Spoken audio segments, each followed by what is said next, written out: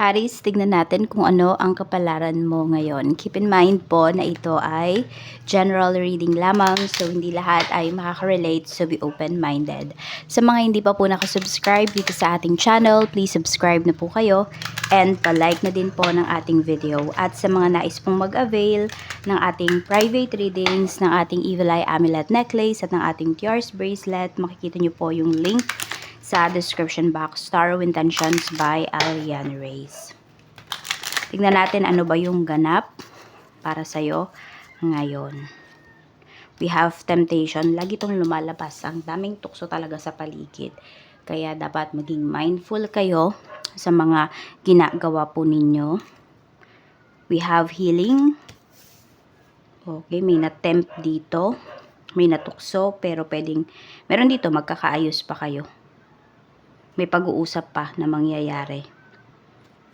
It's either maayos yung relationship or mag-proceed na lang talaga kayo parehas sa healing. We have cycles. Okay, meron kayong tatapusin dito. Kasi ito, pwedeng lagi kayong nagpapatawad, Aries, pero lagi lang kayong nasasaktan, lagi lang kayong niloloko.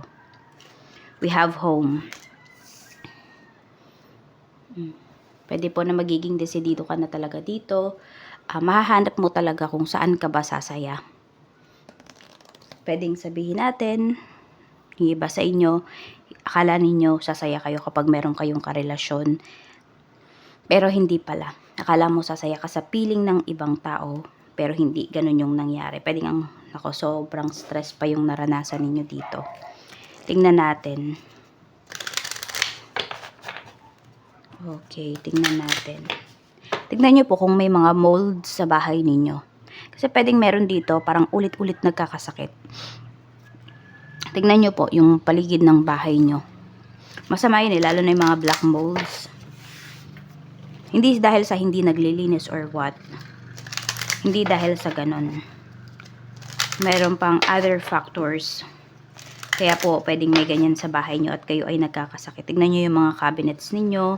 Kunwari sa ilalim ng lababo, sa kisame, sa pader. We have a cold beer. So, we have number 26. Meron ba dito gusto nyo mag-chill ngayong araw na ito? Ayan po. So, you can have naman a bottle of beer. Yan, parang pampatulog lang ba yung iba po sa inyo? Para ma-relax lang kayo. Tingnan natin kasi ang dami nyong iniisip. O kaya pwedeng meron dito, magkakausap kayo ng person mo para habang magkaharap kayo habang umiinom, 'di ba? Para ba magkaroon kayo ng lakas ng loob na sabihin kung ano man yung mga gusto nyong sabihin sa kanya. Tingnan natin kamusta naman ang energy mo. Spirit guide, kamusta naman po ang energy ni Aries? Ito pala yung mga numbers mo. 26, 19, 21, 6, and 35. Yan, pwedeng mga lucky numbers mo yan or significant number yan sa life mo. Energy mo today, ito yung napoperceive ng mga tao or napoproject mo kasi ito. Aries, we have 8 of Swords. Okay, maraming tao dito nakakapansin na martir ka. Ayan. At yung iba po sa inyo, pwedeng hindi kayo palalabas ng bahay. So, minsan lang kayo makakita ng mga kapitbahay nyo. So, pwedeng hindi nila kayo kilala talaga, no? Alam lang nila, anak ka ni ganito, apo ka ni ganyan. Pero, hindi ka talaga nila kilala. Yan, pwede po na may mga tao dito na naku-curious sa'yo. Tignan natin. Okay? Energies naman around you. Ito yung energy naman ng mga tao sa paligid mo. Energy ng mga tao sa paligid mo.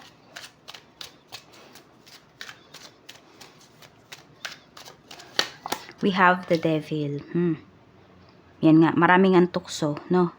Dito sa paligid mo. Maraming mga tao dito na greedy. Napapansin mo yan. Okay, ayaw nila na may umaangat. Meron naman dito, sa sobrang kagridihan niya, ayan, pwedeng may mga corrupt ka nakakilala sa paligid mo. Okay? So, ayan po, we have the devil energy. Yun yung mga nasa paligid mo. Pero meron din naman dyan, ano, kasi marami dyan, red yung aura nila. So, very passionate naman yung mga taong yan sa mga ginagawa nila. Yun nga lang, pag nasobrahan yun, dun sila nagiging greedy. Pwede rin, marami kang kakilala na pumapasok sa third party situation. Tignan natin. Work energy naman. Tignan natin yung work energy para sa'yo. Work energy po, spirit guide. Work energy. Kamusta ang work energy? We have love affair. Okay, so pwedeng pala yung mga nakakasalumuha mo na to, na makakilala mo na may third party, is pwedeng halos lahat dyan. Puro sa trabaho. We have wisdom. Sabi dito, don't lose your mind. So, pwede po na may mga tukso dito sa trabaho. Pero, mas ginagamit mo pa rin kasi yung isip mo. For some of you naman, pwedeng nakapasok talaga kayo sa isang third-party relationship. Pero, mas ginagamit mo yung isipan mo. Kasi, pwedeng, may nabe-benefit ka dun sa tao na yon. Or, mag-ingat po kayo ha. Baka, the other way around naman yung nangyayari dyan. Sabi nga, don't lose your mind. Beware, love affairs at work rarely end well. So, baka meron dito nagkagamitan lamang. Yan. Or basta marami kang kakilala kung hindi man ikaw yung involved dyan. Marami kang kakilala na ganito yung gawain nila. For benefits sa mga co-workers mo. So, medyo negative din yung energy pagdating dito sa work mo. Kasi may mga ganyang eksena. Pwede nga may mga co-workers ka. Pasensya na yun yung kasi yung pinapakita eh. It's either ikaw to or mga co-workers mo talaga yung pinapakitang energy. Magbe-vacation pero sa iba pumupunta. Or magbe-vacation, nagkasabay yung vacation nila pero hindi naman umuwi sa pamilya. Tignan pa natin ako pa tayo dito. Energy pagdating sa work. We have 8 of Wands. Ayan nga, may relocation dito na sinasabi. Pwedeng kayo to. Gusto nyong umalis pagdating dito sa trabaho. Gusto nyo munang, some of you, mag-vacation nga talaga. Ayan. Meron din naman is, pwede po na nagbabalak na kayong umalis dyan sa work. Pwedeng may mga nakakausap na kayo or nag-apply na kayo sa ibang trabaho. So, mabilis naman yung process na pinapakita dito. So, pwede po na makaalis ka agad kayo or makalipat kayo ng work agad-agad. Some of you, pwedeng 8 weeks. Pagkatapos nyo mapanood yung yung video na to. Tignan natin, pagdating naman sa kaperahan. Kamusta ang kaperahan? Spirit guide. We have justice. Meron tayo ditong 7 of coins. So, parang meron nga kayong nilalakad dito, inaayos pagdating sa mga papeles, pagdating sa pera. Pwedeng ito, Aries, ay pagdating sa bangko. Yan, parang it's either may reklamo ka dito. We have wheel of fortune. Parang meron hindi ka makuhang pera dito. Kaya, kailangan mo pa siyang ayusin. Actually, it will take 2 weeks pa bago yung iba sa inyo, bago nyo makuha talaga tong pera na to or another week. Kaya, ilakarin nyo na po. Kasi, para na siya, umusad na ba yung mga papers po ninyo. Ayan. Tapos, meron din, pwedeng nagkakaroon kayo ng problem pagdating sa papeles. Ayan po, mga papeles to eh. So, baka meron dito, kayo naman ay nag-apply papuntang ibang bansa. So, nagkakaroon po ng problem sa papers ninyo. So, maglalabas na naman kayo ng another money para maayos po ito. Parang another lakad na naman, ganyan. Check natin pagdating naman po sa business. Tapos, ayan, sinasabihan din pala kayo dito about money kasi ito eh. So, yung iba po sa inyo ngayong araw na to, wala kayong swerte pagdating sa pagtaya ng kung saan man kayo tumataya. Kaya, wag mo na daw kayong tumaya. Ayan yung sinasabi sa inyo. Ang mahihirapan lang dyan, yung mga addict na sa pagtaya. Pero kung occasional lang naman kayong tumataya, ayan. Sa business naman po, we have King of Swords. Parang hindi ninyo nasasabi. Parang ganito, may reklamo kayo, kunwari sa supplier, pero hindi nyo naman nasasabi sa supplier ninyo yung reklamo nyo. Pwedeng saan ka lang nagrereklamo, Aries. Sa mga staffs mo, ganyan. O kaya, may nasasabi ka pagdating dun sa mga clients mo. I mean, yung ano mo ba, yung saloobin mo about dun sa supplier mo. So, parang hindi mo nadadirect sa kanya yung mga concerns mo. We have Knight of Coins. Kaya, ayan, yung iba sa inyo, pwedeng, ano na kayo, maghahanap na kayo ng ibang supplier. Pero kasi tignan mo muna to, baka maayos mo pa. Oo, kasi may bond na kayo nung tao na to. I mean, 'di ba kung ilang beses na kayo or taon na nga yung iba sa inyo na ito yung supplier mo. Tignan mo rin kasi baka mapag-usapan pa siya. Yung iba kasi sa inyo parang nahihiya lang kayong i-address kung ano man yung mga concerns mo. We have Page of Wands. Yun. Pero more on naghahanap na kasi kayo. Ayan, we have new. Pwedeng new supplier, ganyan. Paghanap na to eh. So, parang decided na talaga kayo. Diba sinasabi ko kanina, be mindful din talaga sa mga decisions niyo. If ito ay napag-isipan nyo na talaga, buo na yung decision niyo, which is parang hindi pa. Kasi nakabaliktad pa dito si King of Swords. Tingnan nyo po, kasi baka maapektuhan yung production ninyo, maapektuhan yung sales ninyo. Yun yung pinapakita, oh. Kasi baka hindi kayo makahanap agad-agad nung katulad dito sa supplier ninyo, ganyan. Tingnan natin. Or ibang brand yung ibigay sa inyo. Sa family naman, tingnan natin. Kamusta ang family? We have the High Priestess. Meron tayong 8 of Coins. Tapos, meron tayong 3 of Coins. Okay. So, nakikita ko kasi dito, may nagre-review ba or may nag-apply na family members mo, nag-apply man yan dito sa trabaho sa Pinas, trabaho sa abroad, or mag-e-exam, yung iba po sa inyo pwedeng, ayan, parang kayo muna yung kinausap para ano ba itawag doon, magpaluwal muna pagdating doon sa gastos. Ayan.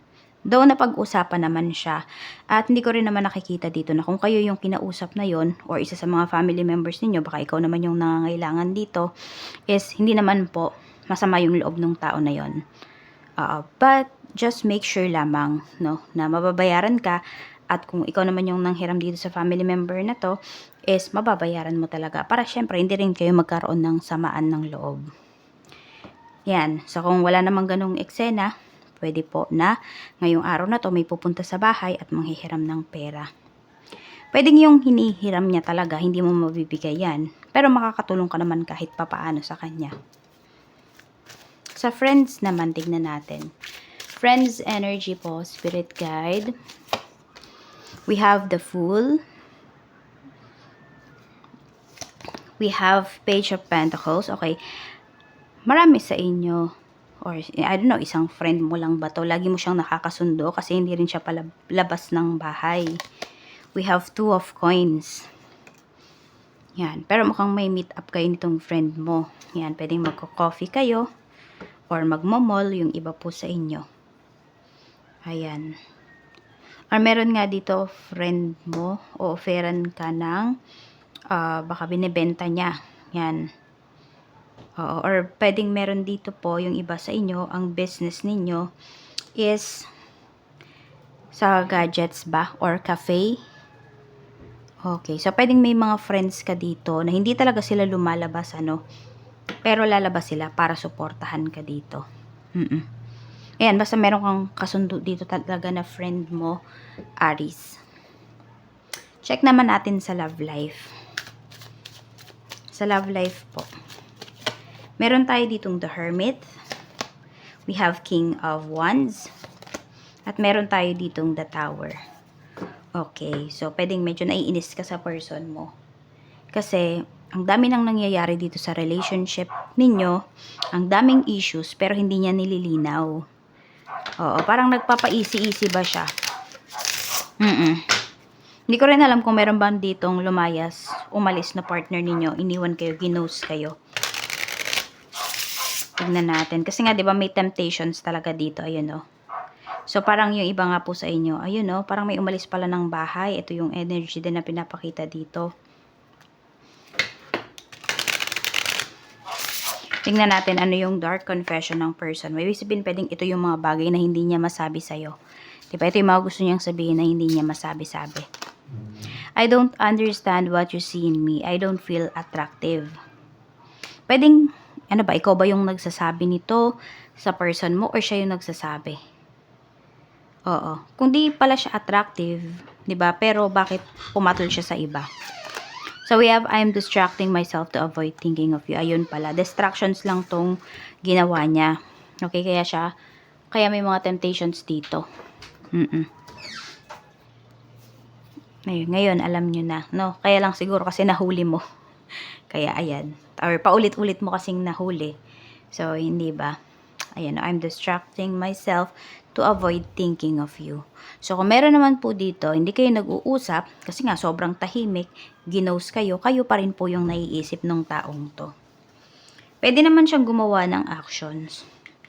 Pero, iniisip niya rin kasi na, baka lalo lang maging magulo yung sitwasyon. Kaya, umiiwas na lang din talaga siya. Yun.